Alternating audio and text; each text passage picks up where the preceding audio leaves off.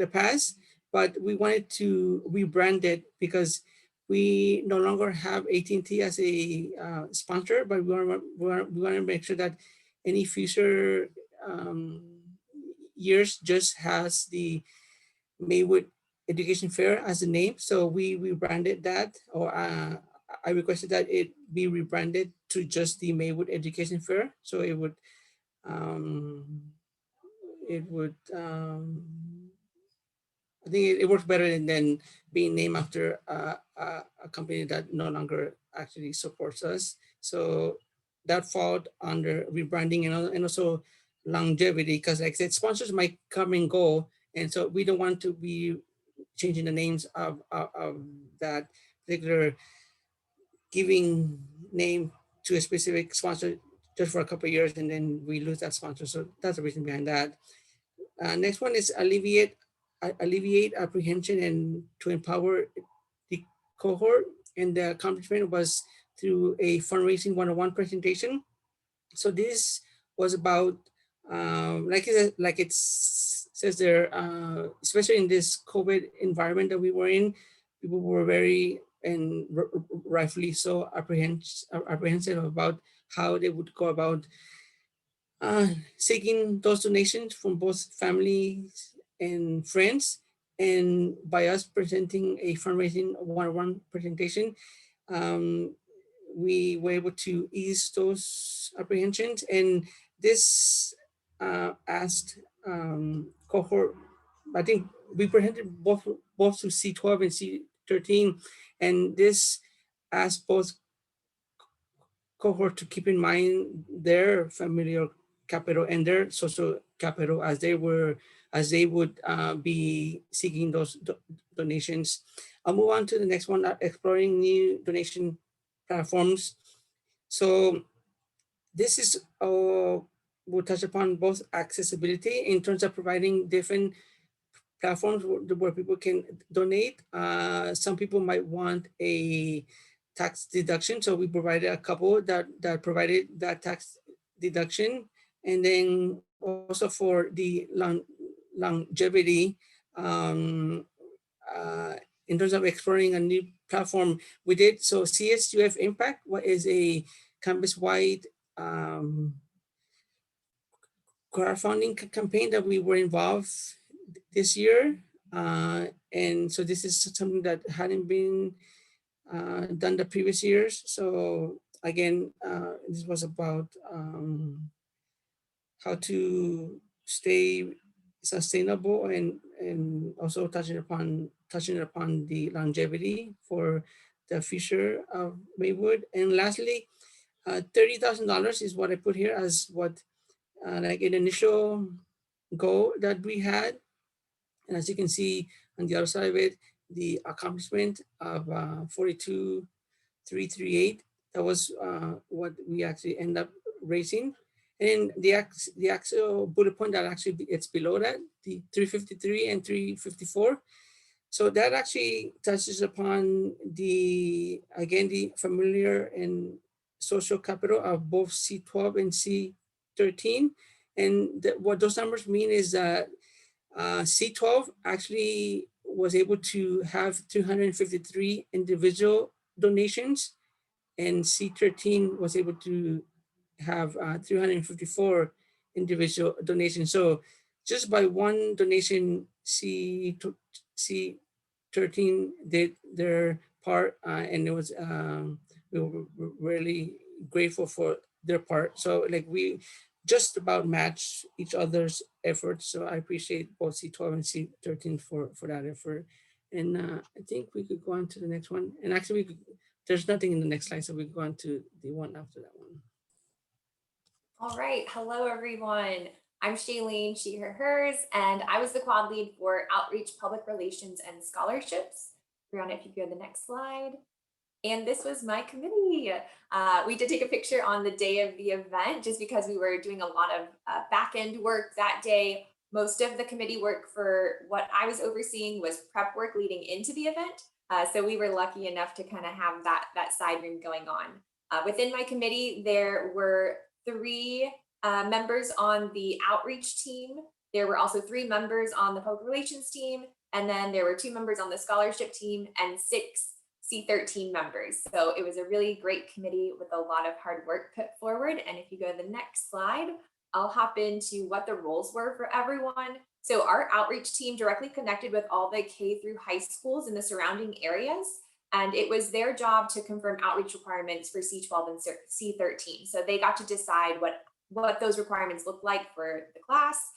We obviously altered everything because we weren't able to do that in-person outreach. So this upcoming year for next year's Maywood, that may change. The PR team was in charge of all of the branding and marketing materials, and kind of going back to one of our original intentions of a goal as quad leads, we wanted sustainability. And so a part of sustainability was rebranding. So there was a consistent logo for the community to acknowledge as Maywood moves forward. So next year, the quad leads don't have to worry about recreating the wheel on a logo. They'll have a basis to really move forward with year after year. And the PR team was also responsible for social media, the program booklet, and so many more pieces that I wish I could list off everything they did, but it would take far too long. The last team that we had was the scholarships team, and they were absolute rock stars. They managed the review team, the process, the selection of the winners, and C13 really stepped up in all ways. They integrated into all of these teams that you see above and just helped in any way that we requested, and we could not have done it without them. And next slide, please. So just an overview of the goals and accomplishments of all these teams. So the outreach team updated and increased all the contacts. So they reached out to the different high schools, went on websites. There's a lot of research on the back end. They also reached out to the College of Education dean at Cal State Fullerton, so we could reach out to all of these additional programs. And one of our CSUF faculty members who taught our cohort in the spring semester works at African American churches and connected us, so then that way we could expand into those communities in light of everything that was going on in the Black Lives Matter movement. And I'll get to it a little bit later, but we'll also talk about the collaboration with city officials. This was the very first time that we were able to put banners up in the community, which was a huge accomplishment. So then that way anyone just walking by on the sidewalk could see them. And as a few of you already mentioned linguistic capital, we did make sure to have these banners in both English and Spanish, so it was accessible to anyone. Next slide, please. And the PR team created a digital program booklet. I'm actually going to drop in the chat right now. Let me make sure I give you all the correct links.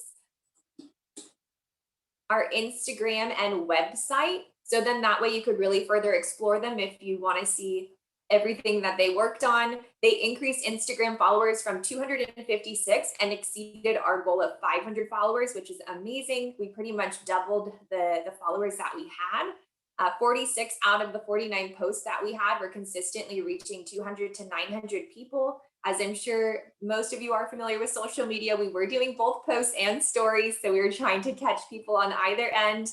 And 50.39% of Eventbrite survey respondents learned about the fair through social media. So I hope you all, as you move forward in the imagination process of what Maywood will look like next year, you really consider everything that social media can do and how many people you were able to reach. Next slide, please. And the last team here is the scholarships team, and they hit a record-breaking number of giving out 35 scholarships this year. It was absolutely wonderful, and going through the development process, it's so important that we really help these students move past their imposter syndrome if they're doubting themselves in any way. And so we gave out certificates on the day of the event as well to really make sure that they could have that credit and have something that they can be proud of and even put on their resume as they're applying to colleges. Next slide, please. And then here's a glimpse of event day. So I see a few familiar faces currently in the Zoom who are also featured on the screen. But something the PR team created was called Maywood at Home. It was a hashtag used throughout the day, and we were posting consistently to really make sure to engage with anyone that was there on event day or following us on social media who maybe couldn't be there. As you see and go through each picture, you'll see that we had students participating on the social media stories. We had one of our faculty members participating on the social media stories, people within the committee, so you can kind of see computers behind them or even the computers in front of them. So that gives you a broad glimpse of what we were all seeing behind the scenes. Next slide, please. So this last slide is really just to emphasize and bring back in a full circle what you saw at the beginning from the 2019 Maywood Education Fair. This is one of our scholarship recipients from the 2020 Maywood Education Fair, and it is another reason why the theme that we came up with of imagination, development, and empowerment really resonated with these community members and these students. So Brianna, you don't know. Being the daughter of two Mexican immigrants whose highest level of education is middle school, being low income, and a minority are all factors that have inspired me to pursue a college education. I am from a background in which many do not aim for higher education after high school due to fear of rejection and failure. I am a part of a culture in which we are discouraged from desiring more than the bare minimum. My desire to rise above this status quo is what motivates me to dare to dream big and do whatever it takes in order for me to achieve everything I set my mind to. My determination to not fill in those stereotypes is what pushed me to get those good grades, to help others, and most important, to always follow the right path. This determination is what keeps me going until one day I could look back and inspire the youth before me to follow in my footsteps and work for that college education as well. Thank you. Next slide, please. All right, so just really rounding off the theme of today's workshop, it's really important, as you heard in the first video and the one that was just happening just now, that we continue to imagine the possibilities and have that growth mindset with us moving forward. It's the small things that really inspire others.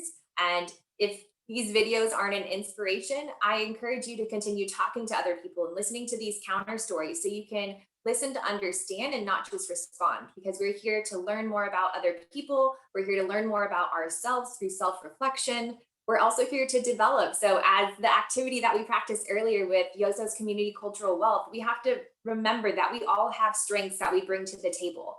We saw a handful of people reply in the chat, linguistic capital, which is such a valuable asset as you will move forward throughout your career. And then at the end of the day, we have to remember, as student affairs professionals or anything that we're doing, how do we find that balance of challenge and support to really empower everyone? We want to make sure that they can do things without us standing by them, and that they can stand on their own 2 feet and really hold their own and be proud of who they are and what they're doing. And I mentioned that we had a faculty member who works in the African American churches. And so an opportunity for these next year's quad leads are expansion into those new communities and really being able to start at the beginning of 2021. So by the time the fair goes off at the end of the year, you all can come up with something incredible. And the last slide is really just to open it up to questions and to everybody here in the room. So I'm gonna give a moment if you want to take yourself off mute or put anything in the chat. All 4 of us will be here to answer your questions.